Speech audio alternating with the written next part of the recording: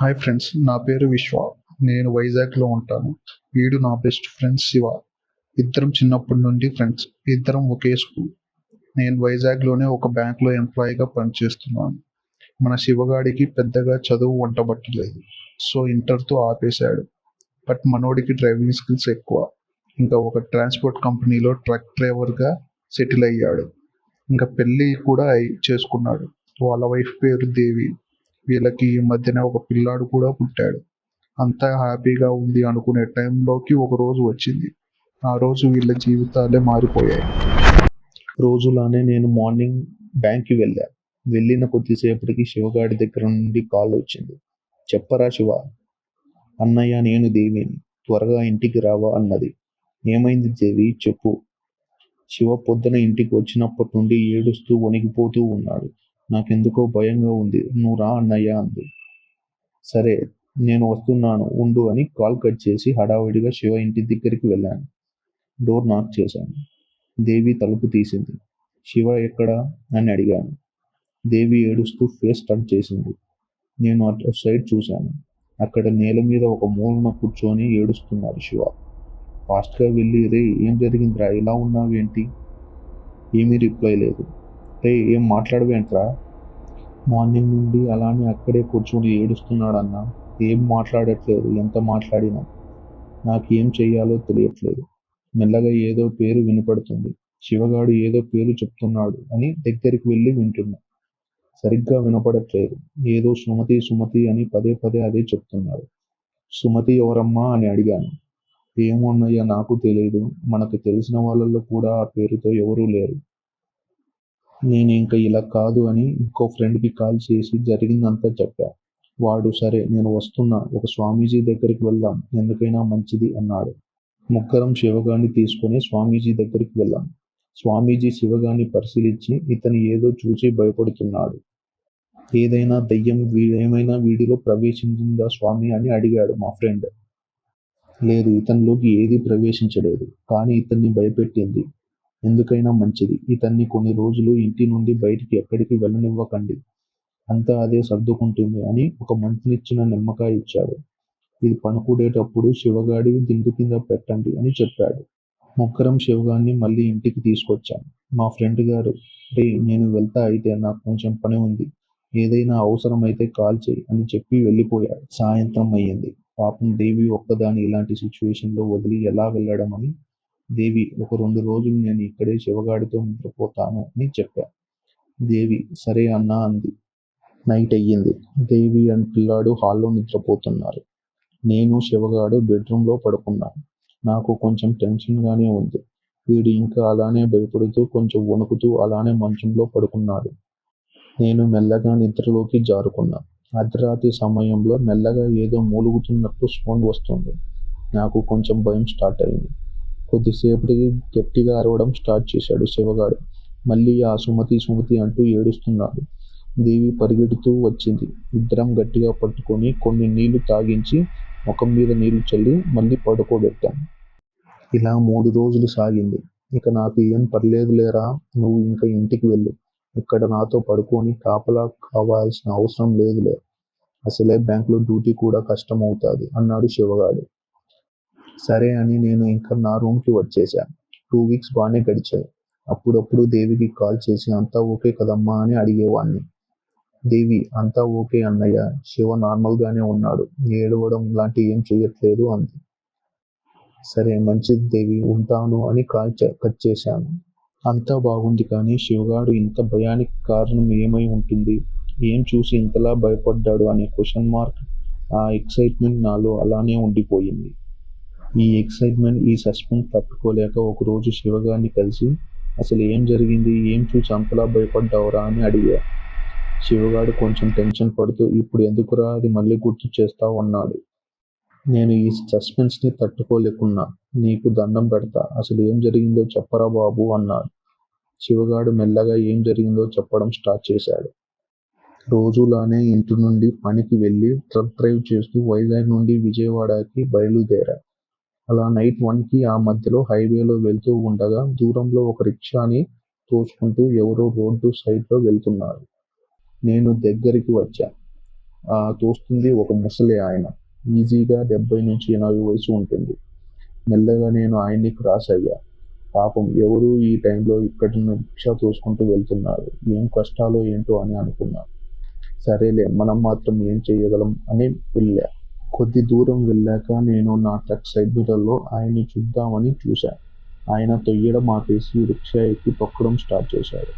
నేనింక పట్టించుకోకుండా నేను రోడ్ని చూస్తూ డ్రైవ్ చేస్తున్నా. ఒక 2 మినిట్స్ తర్వాత మళ్ళీ సైడ్ మిర్రర్లో చూశా. ఇంకా నాకు ఆయన రిక్షాలో తొక్కుతున్నట్టు కనిపిస్తున్నాడు. ఏంటి, నేను 90 స్పీడ్లో వెళ్తున్నాను, ఇంకా వెనకాల ఆయన కనిపిస్తున్నాడేంటి అని నాకు అర్థం కాలేదు. నేను స్పీడ్ 90 నుంచి 110, 120కి తొక్కా. మిర్రర్లో ఆ రిక్షాని చూస్తూనే ఉన్నా. ఆ రిక్షా కూడా స్పీడ్ పెరిగింది. ఒక ముసలాయన అర్ధరాత్రి ఇంత స్పీడ్లో రిక్షాని తొక్కడం ఏంటి అని టెన్షన్తో నాకు చెమటలు పట్టాయి. చూస్తూ ఉండగా చాలా దగ్గరికి వచ్చేశాడు. నేను 130 స్పీడ్లో వెళ్తున్నా. మిర్రర్లో చూస్తూ ఆ రిక్షాలో వెనకాల ఏదో ఉంది, ఎర్రగా, సరిగ్గా కనిపించట్లేదు. రిక్షా చాలా దగ్గరికి వచ్చేసింది. నాకు ఏం అర్థం అవ్వట్లేదు. ఆ తాత ఆ రిక్షా పెడల్స్ని తొక్కే విధానం చూసి నాకు అసలు నేను నిజంగా చూస్తున్నానా లేక ఏదైనా కల కంటున్నానా అనిపించింది. చాలా దగ్గరికి వచ్చేశాడు, నా ట్రక్ వెనకలి భాగం దగ్గరికి. అప్పుడు ఆ తాత ముఖం సైడ్ మిర్రర్లో చూశా. చాలా భయంకరంగా ఉంది. పైగా ఏడుస్తున్నాడు. ఏడుస్తూ ఏదో అరుస్తున్నాడు. ఆయన్ని చూశాక నా గుండె 200 కిలోమీటర్స్ స్పీడ్లో కొట్టుకోవడం స్టార్ట్ అయింది. స్పీడ్ 130 కాస్త 150కి లాగాను. ఆ ముసలాయన ఇంకా స్పీడ్లో వస్తున్నాడు. నా ట్రక్ చివరి భాగం నుండి నా డ్రైవింగ్ సీట్ ట్రక్ ఫ్రంట్ సైడ్కి వచ్చేశాడు. నా ట్రక్ ఆయన రిక్షా రెండూ ఒకే స్పీడ్లో పక్కపక్కనే వెళ్తున్నాయి. నాకు భయంతో ప్యాంట్ తడిసిపోతుంది. అక్కడ ఆయన ఏడుస్తూ అరుస్తూనే ఉన్నాడు. నేను స్పీడ్ పెంచుతూనే ఉన్నా. ఎంత పెంచినా అదే స్పీడ్లో ఆ ముసలోడు కూడా అదే స్పీడ్లో నా ట్రక్ పక్కనే వస్తున్నాడు. ఈ టార్చర్ తట్టుకోలేక భయంతో సడన్గా బ్రేక్ వేసి నా ట్రక్ని ఆపేశా. ఆ ట్రక్ మాత్రం అదే స్పీడ్లో రాకెట్లా వెళ్ళిపోయింది. ఇంకా నాకు ఆ రిక్షా కనిపించట్లేదు. చుట్టూ చూస్తున్నా, ఎవరూ లేరు. ఏ వెహికల్స్ తిరగడం లేదు. గాలి చల్లగా వీస్తుంది. ఒక 2 మినిట్స్ అలానే ట్రక్లో కూర్చొని కొంచెం టెన్షన్ తగ్గాక వాటర్ తాగేసి ముఖంపై నీళ్లు చల్లుకొని ఇక మెల్లగా మళ్ళీ నా ట్రక్ని స్టార్ట్ చేశా. జస్ట్ 40-50 కిలోమీటర్స్ స్పీడ్లోనే వెళ్తున్నా. మళ్ళీ ఆ రిక్షా ఎక్కడ కనిపిస్తుందో అనే భయంతో. రోడ్లో ఇంకేం కనిపించట్లేదు. త్వరగా ఇక్కడి నుండి వెళ్ళిపోదామని కొంచెం స్పీడ్ పెంచి వెళ్తున్నా. కొద్దిసేపటి తర్వాత దూరంలో రోడ్డు మధ్యలో ఏదో ఉంది. నేను కొంచెం బండిని స్లో చేస్తూ వెళ్ళా. అక్కడికి వెళ్ళేసరికి అక్కడ రోడ్డు మధ్యలో ఉంది ఆ రిక్షానే. కానీ ఆ రిక్షా చుట్టుపక్కల ఎవరూ లేరు. నేను ట్రక్ స్టాప్ చేసి ట్రక్లో నుంచి భయపడుతూ చూస్తున్నా. 5 మినిట్స్ అవుతుంది, ఏ మార్పు లేదు. నేను ఇంకా ఏం చేయాలో అర్థం కాక చేతిలోకి ఒక రాడ్ తీసుకుని ట్రక్ దిగి మెల్లగా ఆ ట్రక్ వైపు వెళ్ళా. చుట్టుపక్కల చూస్తున్నా ఎవరైనా ఉన్నారేమో అని, కానీ ఎవరు కనిపించట్లేదు. ఆ రిక్షా దగ్గరికి వచ్చేసా. వచ్చి ఆ రిక్షా లోపలి కొంచెం దూరం నుండే తొంగి చూశా. ఒక అమ్మాయి ఉంది. ఆ అమ్మాయి ఒంటి మీద రక్తం. నాకు భయంతో కాళ్ళు వణికిపోయాయి. వెంటనే పరిగెడుతూ వెనక్కి తిరిగా. వెనకాల ఆ ముసలోడు, అస్థిపంజరంలా ముఖంలో చావు కల మనిషి మొత్తం రక్తంతో మునిగిపోయినట్లు కంటి ముందు సడన్గా కనిపించాడు. నన్ను పట్టుకోవడానికి ట్రై చేస్తూ సుమతి సుమతి అని రిక్షాలో ఉన్న అమ్మాయి వైపు చెయ్యి చూపిస్తూ వెంటపడ్డాడు. నేను ఆగకుండా నా ట్రక్ వైపు పరిగెత్తుకుంటూ వెళ్ళి ఫాస్ట్గా ట్రక్ ఎక్కి మళ్ళీ వచ్చిన దారిలో రివర్స్కి తిప్పాను. ఆ ముసలోడు నా ట్రక్ వెనకాలే పరిగెడుతూ సుమతి సుమతి అని అరుస్తున్నాడు. ఎంత దూరం వెళ్ళినా వెంటబడుతున్నాడు. నేను ఫుల్ స్పీడ్ పెంచి వెళ్తున్నా. అలా ఒక 7-8 కిలోమీటర్లు ట్రక్ పక్కనే పరిగెడుతూ సుమతి సుమతి అని అరుస్తున్నాడు. తర్వాత సడన్గా ఆగిపోయాడు. ఆగిపోయి అలానే నా ట్రక్ని చూస్తూ నిలబడ్డాడు. నేను సైడ్ మిర్రర్లో చూస్తూ ఉండగానే సడన్గా అక్కడ నుండి మాయమైపోయాడు. మళ్ళీ ఎక్కడ కనిపిస్తాడో అనే భయంతో ఒక ఊర్లో ట్రక్ స్టాప్ చేసి అక్కడే బస్ ఎక్కి తిరిగి వైజాగ్కి వచ్చేసా అని చెప్పాడు. జరిగింది విన్నాక వీడు భయపడడంలో వింతేముంది అనిపించింది. మనిషి అనేవాడు ఎవడైనా సుస్సు పోయించేలా ఉంది వాడు చెప్పిన స్టోరీ.